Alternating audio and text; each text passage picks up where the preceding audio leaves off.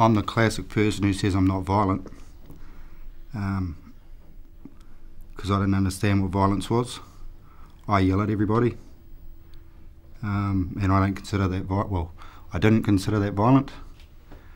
But yelling is the start, and you soon escalate from that. The verbal anger, you don't really relate it to, like to abuse and stuff like that. I didn't. I mean, I'm the same. Wasn't physical as much, but it was verbal and everything like that. And you just, I don't know, you're in denial of it being a form of abuse. Yourself. You sort of, yeah, okay, I nut off every once in a while, and everybody in the house goes skittering, but I don't hit them. I'm okay.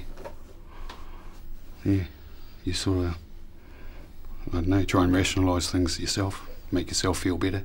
I wasn't much into communicating, so it was that silent treatment, which would keep them on edge. They didn't know, then I became unpredictable, very unpredictable, yeah.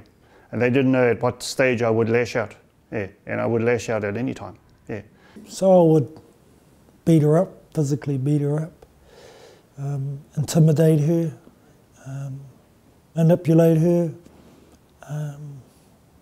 She pretty much never had a lifestyle of her own or knew who she actually was, because I'd met her at such a young age.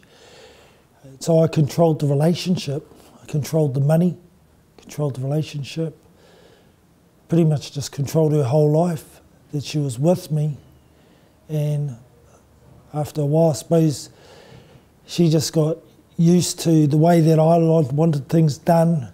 My children knew, my wife knew, my tone of voice. They just knew that Dad's either in a good mood or he's in a bad mood. And so, yeah, I installed fear into my family. You'll just go off and it just, you see the terror in your children's eyes, you're swearing at them, you're calling them names and sending them, telling them out of your sight because, and they've done nothing. You've just walked in the door. It's just, and then you'll get it all out and you'll feel a little bit better for 5 minutes or so, and then you come down on yourself and you'll go sit down somewhere and cry because of, why did I do that? I'm sorry. And the kids sit there, and after a little while, sorry's a joke. And in your house, the word sorry becomes a joke because it's just a word. Next time you come back from work, Dad, you're going to do the same thing. We've been through this enough times for you to know that means something's wrong. And if someone was actually sitting there and just heard me go, they wouldn't know any the wiser. They actually wouldn't know any the wiser. They would just think, oh. But you'd see my child or my partner jump up straight away and go, do something. And so that's the type of control and manipulation and intimidation that I was using. I really did have control of it. You might hold the bank card, but at the end of the day, I know how much is on that bank card itself.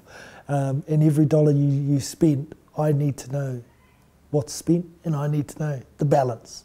For me, I was, in my behaviour, I was an intimidator because I was tall and I used a lot of psychological stuff, and I was also good with my fists. So a lot of people, I would actually intimidate them first and they would get scared of me, and once they were scared of me, I knew that I had control of them. And all my ex-partners will tell you the same thing. My partner started feeling scared because I would push, I would shove, I would elbow, I would sneakily do stuff. And it was just getting worse and worse, and she felt unsafe. I controlled friends that were around her. If I knew that they were busybodies and just want to know, sort of, what does she want? What does she want again? Your sister or your mother or your friend, what do they want? Just really wanting to know that you haven't told them about us having an argument, did you? Because this is us. This is between us, we could sort this out.